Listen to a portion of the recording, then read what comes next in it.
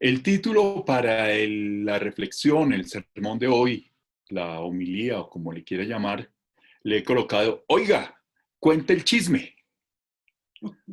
Lo vuelvo a repetir, oiga, cuente el chisme. Muy bien. Entonces, en primer aspecto, encontramos en este pasaje que hemos leído en el Evangelio de Mateo, en el texto de Mateo, en primer lugar encontramos al Jesús viajero, al Jesús caminante, al Jesús que viaja, que va de un lugar a otro, el Jesús que en su ministerio es itinerante. Entre los griegos existía una escuela de filosofía que se llamaban los peripatéticos. Los peripatéticos era aquel maestro que enseñaba a sus discípulos en la medida que caminaban. No se sentaban en un lugar para recibir una clase, una cátedra, sino que a través del camino y por donde iban caminando, de acuerdo a lo que iban observando, iban reflexionando en lo que iban viendo o de algún acontecimiento que había ocurrido o alguna idea. Esa es la escuela peripatética. Pareciera que Jesús aquí fuese peripatético. Y ojo, no confunda peripatético con patético. A veces hay personas que le dicen, oiga, usted sí es patético. Patético significa que dan ganas de llorar. Diferente a peripatético, que es la enseñanza que se da caminando, moviéndose de un lugar a otro. Muy bien, encontramos a Jesús que se traslada de un lugar a otro. El domingo pasado estaba en la región de Tiro y de Sidón. Es decir, él estaba a la orilla del mar y ahora se desplaza de la región costera y lo encontramos al otro lado, al lado del nacimiento del río Jordán, llegando a la ciudad de Cesarea de Filipo. Esta ciudad de Cesarea de Filipo tiene un pasado. Anteriormente, en la época de los griegos y después en la época de los romanos, esta Cesarea de Filipo se llamaba Pan o Panias. Existen más o menos 22, 23 nombres que ha tenido esta ciudad. ¿Pero por qué se llamaba Pan o Panias? Porque ahí en ese lugar había una cueva donde se adoraba al dios Pan. ¿Y cuál era el dios Pan en esa época? Las características de este dios Pan era un hombre, la mitad del cuerpo hacia arriba con características de hombre y la mitad del cuerpo hacia abajo con características de animal. Es decir, no tenía pies, sino que sus pies terminaban en pezuñas. Y también tenía la característica que tenía cachos. Algunos en las iconografías representan al dios Pan como el diablo. Es decir, cuando uno ve una imagen del dios Pan, uno ve un ser con cachos, con barba, cara afilada y la mitad del cuerpo hacia abajo en forma de animal. La típica figura del diablo. ¿Dónde andaba el dios Pan? Ah, pues el dios Pan andaba en los bosques y andaba en los bosques acechando a las ninfas. ¿Quiénes eran las ninfas en esa época? Ah, pues eran diosas menores, pero eran mujeres. Se dice que el dios Pan tenía una fuerte potencia sexual. Por eso él andaba en los bosques buscando a las ninfas, pues obviamente para copular con ellas. Pero no solamente hay esa característica allí a donde llega Jesús, sino que también se dice que las ovejas huían al oír el sonido del trueno y que ese trueno, ese sonido era producido por el dios Pan. De ahí viene la palabra pánico, la palabra miedo. Pero también en este sector, a este lugar a donde llega Jesús caminando con sus discípulos, surgen las fuentes, una de las fuentes que alimentan el río Jordán. Es decir, nace el río, uno de los afluentes o una de las fuentes que alimentan el río Jordán, por lo tanto era abundante en aguas. Se dice que también allí, frente a esa cueva del dios Pan, se le llamaban las puertas del Hades. Pero cuando Jesús llega a este lugar, ya la ciudad no se llama Panias ni Banias, ahora se llama Cesarea de Filipo. ¿Y por qué se llama así? Porque la renombró o le colocó un nuevo nombre el tetrarca Felipe. ¿Quién es Felipe? Felipe es hijo de Herodes el Grande. Herodes el Grande, el rey de los judíos. Herodes significa en griego descendiente de héroes. Y este Herodes, el papá de Felipe, el que renombró a la ciudad como Cesarea de Filipo, es hijo de Herodes al que le llamaron el rey de los judíos. Y ese nombre fue dado por los romanos. ¿Recuerdan el nombre que le colocan o el título que le colocan a Jesús en la parte superior de la cruz? INRI, Jesús Nazareno, rey de los judíos. Ese título de rey de los judíos ya lo había tenido Herodes el Grande. Ahora, Herodes el Grande, el papá de Felipe, es descendiente de los asmoneos. Eso hay que tenerlo en cuenta. Es decir, Herodes el Grande es edomita y macabeo. Por lo tanto, Herodes, como rey de los judíos antes de Jesús, es el fruto del imperio romano. Y Herodes es descendiente de los macabeos. Todo esto tiene que ver con la historia, más o menos unos 200 años antes, con la rebelión de los macabeos. Cuando los macabeos se rebelan y ganan, cogen el poder político. Los macabeos iban en la línea sacerdotal, no en la línea política. Cuando ganan, cogen el poder político que tenían que habérselo entregado a alguno de los descendientes de Judá, lo conservan para sí y se presenta un conflicto, porque ya ahora son los sacerdotes que tienen la parte litúrgica, la parte cultural, la parte ritual y ahora tienen el poder político. Pero déjeme decirle un poquito más del papá de Felipe, el que había renombrado la ciudad. Herodes el Grande tuvo 10 mujeres y con todas tuvo hijos. Al morir Herodes el Grande, el emperador César divide el territorio que le había dado en una tetrarquía. Tetrarquía quiere decir entre cuatro. Entonces aparece Herodes Antipas, tetrarca de la región de Galilea y Perea. Felipe II se le dan las regiones de Batanea, Gaulanite, Traconite y Auranite. Les voy a explicar. Y a Arquelao se le da la región de Judea, Idumea y Samaria. Herodes el Grande consideraba que quien iba a ser el heredero en el trono como rey era Arquelao. Y él le pide a Roma, deja en su testamento, que Arquelao sea nombrado rey de esa región. Y Roma no le hace caso. Roma simplemente le da el título de etnarca a Arquelao. Y le dice, le damos el título de etnarca y usted nos demuestra con sus hechos para así saber si se merece o es acreditor, si se acredita el título de rey. Simplemente quedó como etnarca. Entonces, encontramos a Jesús viajando, viaja de Tiro y de Sidón y llega ahora a Cesarea de Filipo. Aquí entra una pregunta, ¿por qué viajamos nosotros? ¿Por qué viaja usted y por qué viajo yo? Ah, bueno, hay varias respuestas. Una puede ser para conocer diferentes lugares. Otra puede ser para buscar nuevas oportunidades de trabajo, nuevas oportunidades de vida.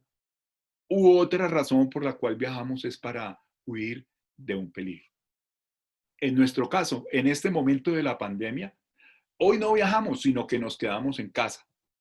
Debido a la cuarentena obligatoria, nos quedamos en casa. Viene ahora la oportunidad de reactivar la economía, reactivar el poder salir de los lugares donde nos encontramos en cuarentena.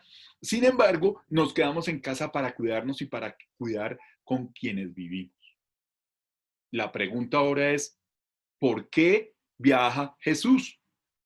Ah, bueno, Jesús viaja para salvar la vida de él. ¿Por qué?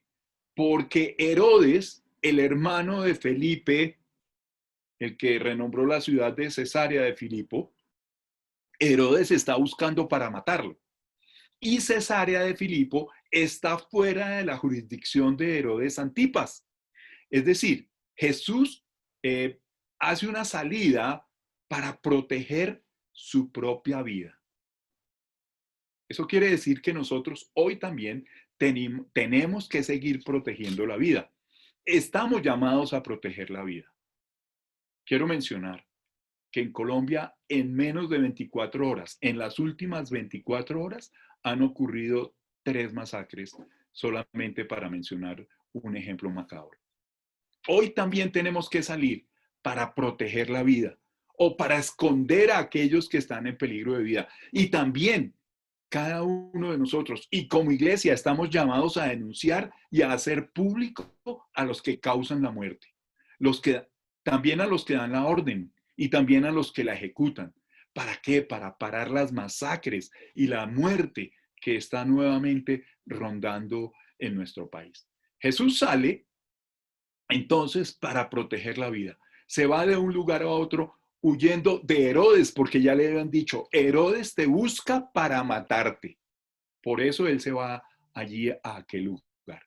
¿Y qué ocurre ahí en ese lugar? En Cesarea de Filipo, de acuerdo a lo que nos dice el texto de hoy.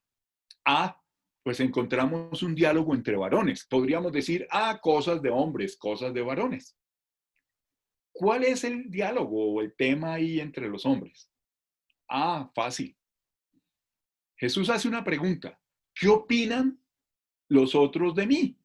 Es decir, ¿qué opinan los hombres de mí?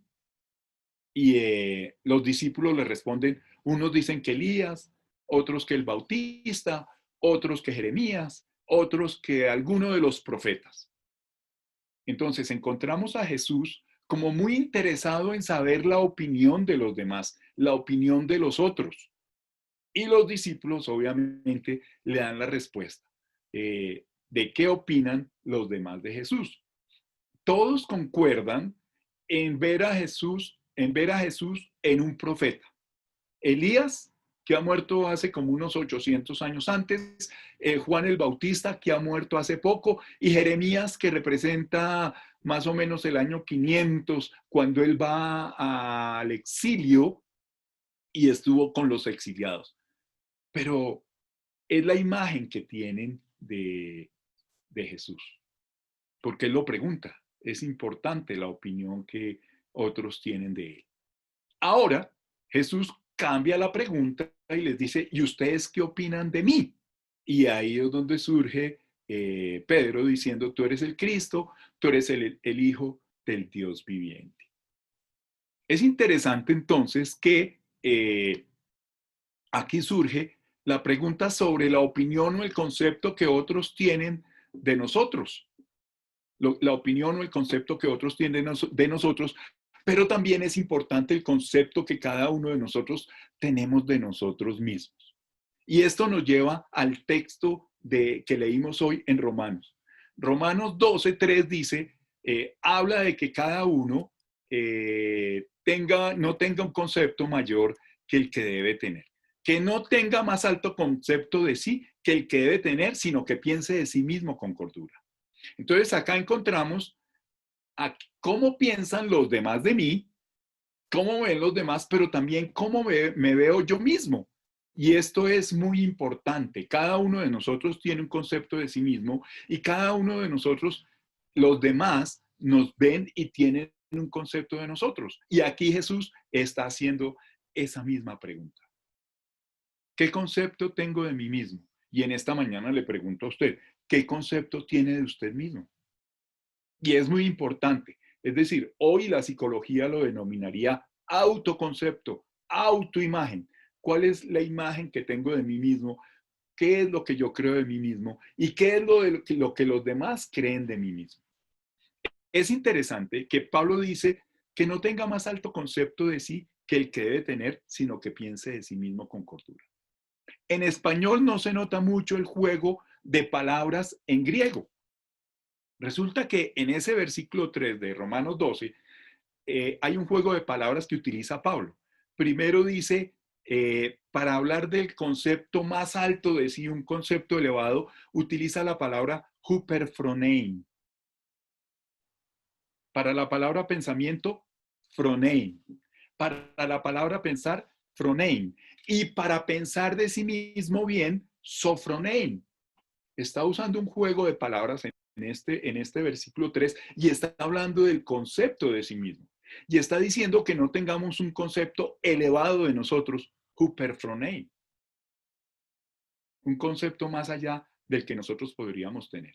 A veces el problema no es que tengamos un concepto demasiado alto de nosotros. A veces el problema es que tenemos un concepto muy bajo de nosotros, un concepto muy pobre, muy pequeño, muy chiquito. Y aquí Pablo está diciendo que no debemos tener un concepto hyperfronein, es decir, un concepto muy alto de nosotros, sino que tengamos un concepto, un sofronein. Déjeme decirle que este juego de palabras en griego vienen de una palabra que se llama frónesis. Y frónesis es una familia de palabras froneo, fronema y frónimos. ¿Qué significa eso? ¿O qué es la frónesis? La frónesis ya la conocían los griegos. Eso viene por allá desde Aristóteles, Sócrates, Platón. Ha venido a la filosofía moderna, ha entrado dentro de la ética, entró dentro de la filosofía, la frónesis. ¿Y qué es la frónesis? Lo que está diciendo Pablo. Pablo conoce este concepto porque es un concepto griego. La frónesis dice que es la capacidad, la habilidad que tenemos para pensar en cómo y por qué debemos actuar para cambiar las cosas. Es decir, podemos cambiar las cosas, pero se enfoca fundamentalmente en cambiar nuestra propia vida para bien. La frónesis es tener conciencia y diferenciar entre el bien y el mal. La frónesis es comprender, comprender las cosas, comprender la vida. No es solamente conocimiento intelectual. Eso tiene que ver con la sofía. Es decir, podríamos decir que con el conocimiento y la sabiduría. No, tiene que ver con la experiencia en la vida.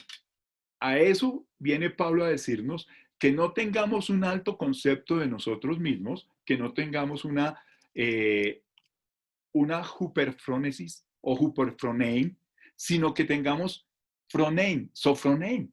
Es decir, que podamos tener una mente sana, una mente equilibrada y que podamos pensar adecuadamente de nosotros.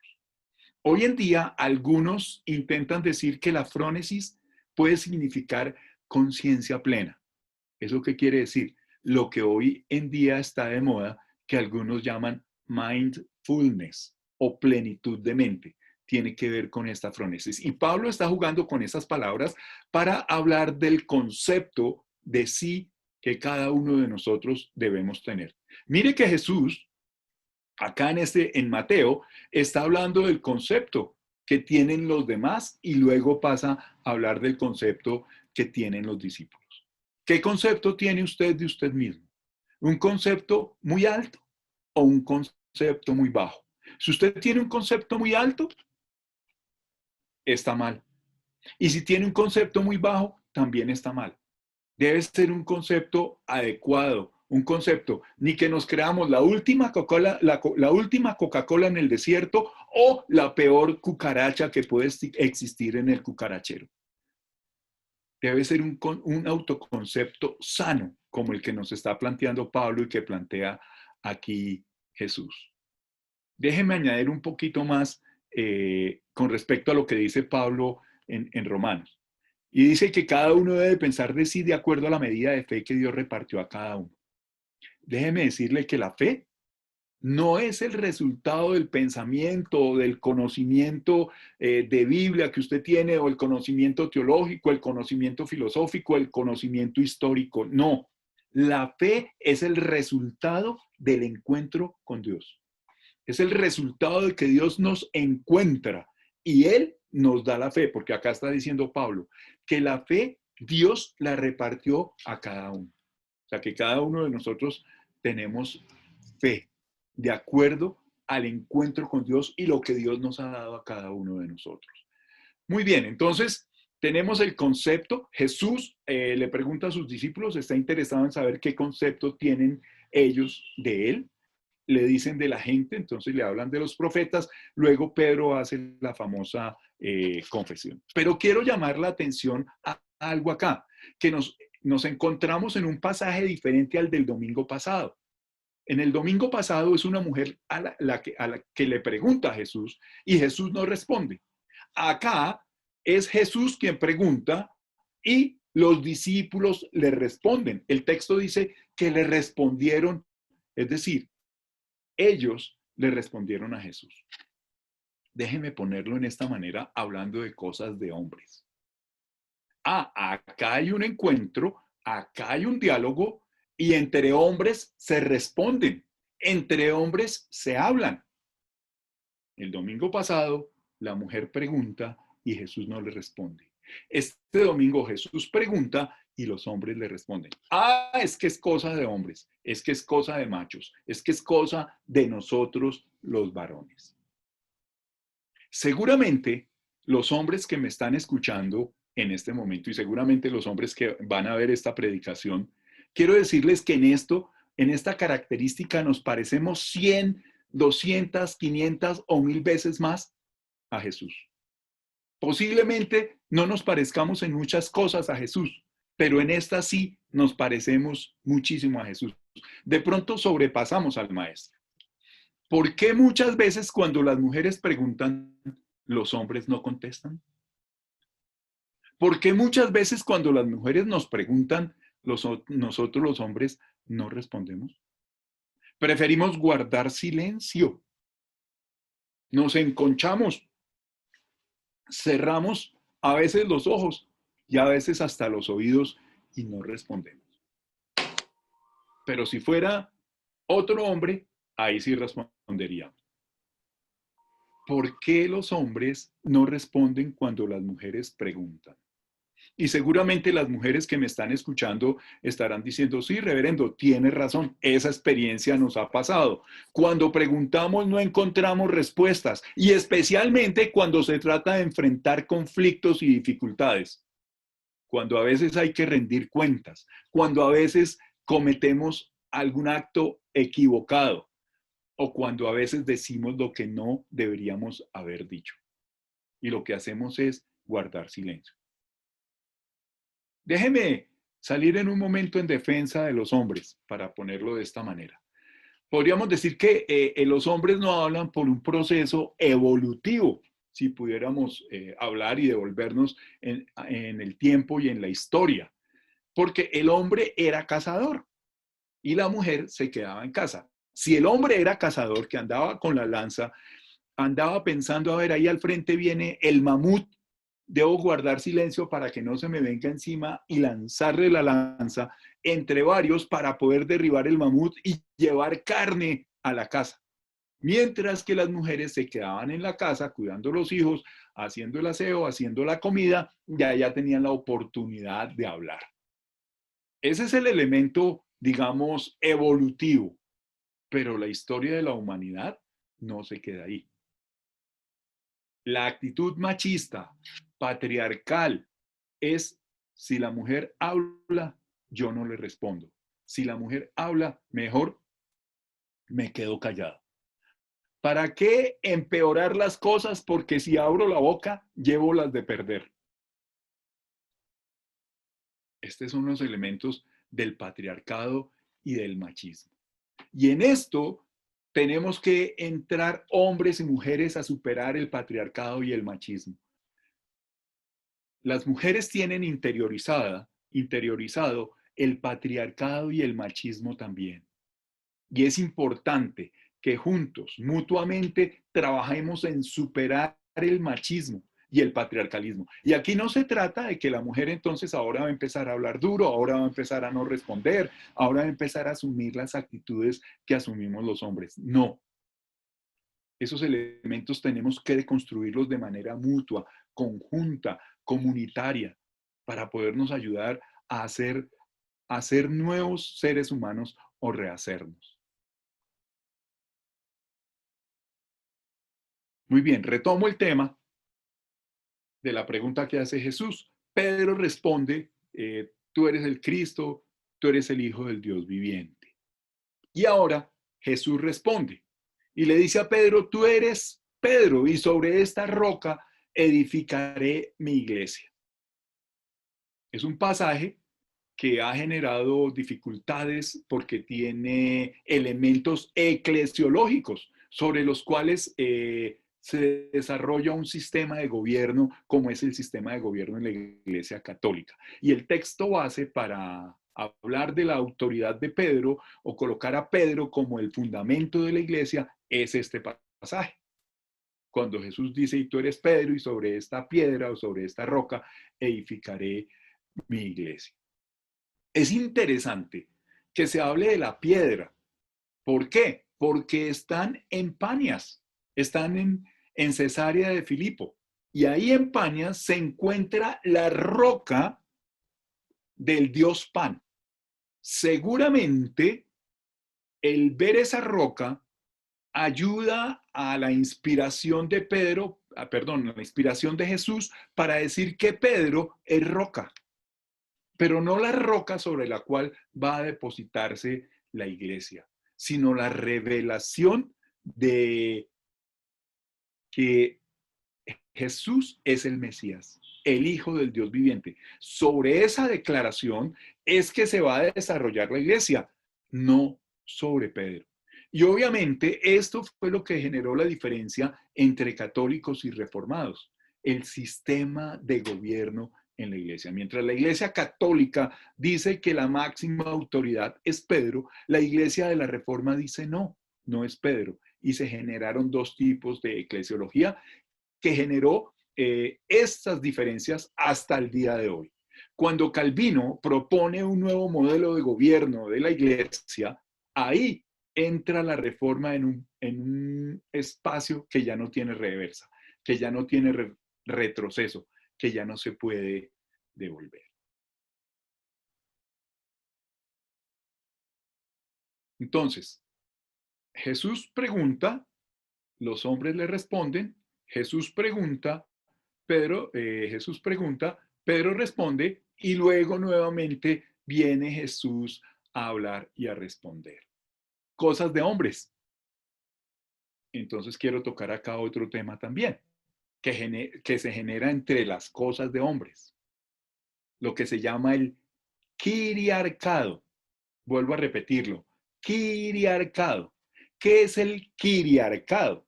El quiriarcado es dentro del patriarcalismo, dentro del patriarcado, es el hombre alfa, el hombre macho, el hombre, el jefe de la manada. ¿Qué quiere decir esto? Que no solamente el patriarcado considera a la mujer inferior, la considera menos que el hombre, sino que dentro de los hombres, el quiriarcado considera a unos hombres más que otros. Es decir, que dentro del patriarcado, el quiriarcado también tiene una jerarquía y hay un hombre que está por encima de los demás. Y eso ocurre para nosotros los hombres y eso nos hace sufrir, mujeres, también, eso nos hace daño. Porque si yo no soy el macho alfa, si yo no soy el quiriarcado, si yo no soy el Kyrios, quiriarcado viene de ahí, de Kyrios, si yo no soy el Kyrios dentro de ese grupo de hombres, debo someterme. Y obviamente el Kyrios dentro de cualquier grupo, dentro de cualquier sociedad, es el que tiene más poder. Mi pistola es más grande que la suya, podríamos decir, en estos términos, entre una nación y otra, entre hombres y otros hombres. Hombres superiores a los demás, hombres que humillan y le hacen daño a los otros hombres. El elemento del quiriarcado. Y todo esto está dentro del esquema del patriarcado que hace daño. Entonces, el patriarcado considera a las mujeres inferiores a los hombres, pero dentro de los hombres también hay hombres inferiores unos a otros. Hay unos que están por encima, el macho alfa, el Kyrios, el que domina el alfa de la manada, el macho, y los otros que están por debajo sometidos, igual que las mujeres. Pero déjeme decirle algo más en esta mañana. Y es que las cosas no quedan solamente ahí. Los textos de hoy nos hablan de la alegría.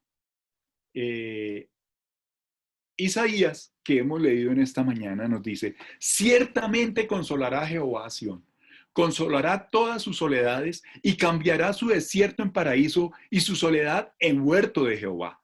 Se hallará en ella alegría y gozo, alabanza y voces de cántico. Este pasaje, que corresponde a la segunda parte del profeta Isaías, habla del consuelo, habla de la alegría. Y esta palabra, la alegría, se encuentra en los tres pasajes que hemos leído en esta mañana. Acá en Isaías encontramos la alegría y el gozo, la alabanza y las voces de canto. En el Evangelio encontramos a Jesús diciéndole a Pedro, bienaventurado, Macario, que es otra forma de la alegría. Pero también en Romanos encontramos a Pablo diciéndole a la comunidad que el que haga misericordia lo haga con alegría. Tres textos que nos hablan de la alegría. En medio de esta situación, en medio de esta pandemia, en medio de esta crisis económica que hemos vivido y que estamos viviendo, aquellos que han pasado por la quiebra económica, aquellos que han visto reducidos sus ingresos económicos, aquellos que han tenido que cerrar su trabajo, aquellos que han tenido que despedir a sus empleados, aquellos que han tenido que reducir la parte económica. Mire lo que dice el Señor, que nos lo promete en esta mañana. Ciertamente el Señor consolará a Sión. Obviamente está hablando de la ciudad, pero también podríamos decir que en esta mañana el Señor a cada uno de nosotros nos consolará. Y especialmente a aquellos que están pasando dificultades económicas en este momento. Consolará todas sus soledades, dice la Escritura, y cambiará su desierto en paraíso y su soledad en huerto de Jehová. Es decir, esta situación no va a ser para siempre, no va a permanecer eternamente, va a cambiar. Y va a cambiar porque Dios nos va a ayudar a cambiarla. Dios nos va a ayudar a transformarla en medio de esta situación y en medio de esta crisis. ¿Por qué? Porque estas situaciones han traído dolor, han traído lágrimas, han traído sufrimiento, han traído angustia. Nuestra hermana Doris Lili subió un video esta semana al Facebook que me llamó la atención porque eran los comerciantes hablando con el secretario de la alcaldía. Y la señora le decía al secretario que había visto a mucha gente quebrar, a mucha gente tener que cerrar sus locales, a mucha gente tener que entregar, renunciar o cerrar el trabajo de muchos años de trabajo perdido. ¿Por qué? Porque se cerró el comercio, porque no había a quién venderle. Y hablaba de situaciones muy duras, muy difíciles de los comerciantes. Y esa señora tiene razón. Cuando usted ha perdido el trabajo de su vida, cuando usted ha perdido los ahorros de su vida, cuando usted ha perdido lo que ha invertido, lo que genera es sufrimiento y dolor. Pero acá Isaías tiene una promesa. Ciertamente el Señor nos consolará. Ciertamente consolará las soledades, el fracaso, la quiebra, el cierre, la pérdida. Y dice que cambiará su desierto en paraíso, cambiará la soledad, lo que hay ahora en nuestras calles, en nuestro comercio, en nuestros lugares, el desierto, la soledad la cambiará en huerto de Jehová. Y toda esta situación de dolor y sufrimiento se cambiará en alegría y gozo, en alabanza y voces de canto. Seguramente usted podrá estar diciéndome, reverendo, ¿y eso cuándo será y cómo será? La verdad no lo sé. Pero lo que estoy seguro es que con la ayuda de Dios podremos cambiar estas situaciones y estas circunstancias. Con la ayuda de Dios podremos empezar de nuevo si es preciso. Con la ayuda de Dios podremos empezar de ceros si es preciso. Y nos podremos de nuevo levantar y animar, como el pueblo de Israel, que al ser sacado de su territorio y haber sido llevado en el exilio, haber ido al destierro, perdieron todo. Y muchos iban a regresar sin nada. Algunos lograron tener recursos, pero muchos iban a regresar de nuevo a su territorio con una mano adelante y otra atrás, como seguramente puede estar pasando con muchos de los que han entrado en esta situación de pandemia en esta situación. Y no solamente en Bogotá, y no solamente en Colombia, sino en muchos países. Pero la situación cambiará y el Señor nos ayudará a cambiarla. Cambiará su desierto en paraíso y cambiará su soledad en huerto de Jehová. Eso le decía el Señor al pueblo que iba a regresar del exilio de nuevo a su tierra. Podríamos poner este tiempo de pandemia y de cuarentena como el exilio, donde tuvimos que salir, donde tuvimos que cerrar, donde tuvimos que dejar de producir, donde tuvimos que dejar de vender, donde tuvimos que dejar de hacer, donde tuvimos que reacomodarnos y empezar de nuevo de ceros. Pero le dice el profeta al pueblo que va a regresar de nuevo a la tierra. Y se hallará en ella, y se hallará en ustedes alegría y gozo, alabanza y voces de cántico. Esa es la promesa que el Señor nos da. Es la alegría que encontramos en la conexión de estos tres pasajes. Bienaventurado, alegre, gozoso y con voces de cántico y de alabanza. ¿Por qué vamos a tener alegría? Porque vamos a lograr superar las dificultades económicas, de salud, de trabajo, las adversidades con las que nos hemos enfrentado con la ayuda de Dios. Pero también tendremos alegría porque tenemos la capacidad de superar el machismo y el patriarcalismo.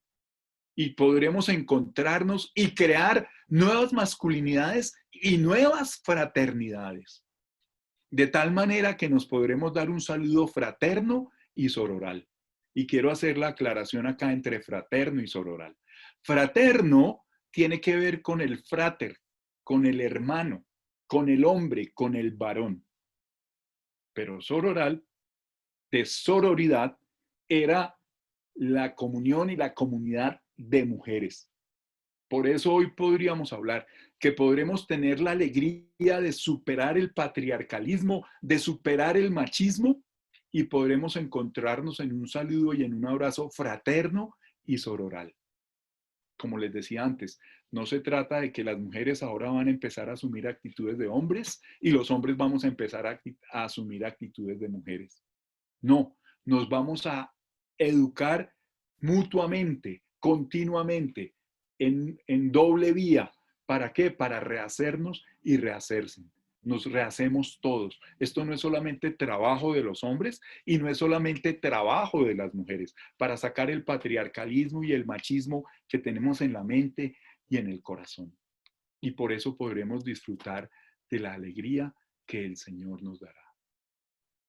Mis hermanos, reciban un saludo fraterno y sororal. Que Dios los bendiga.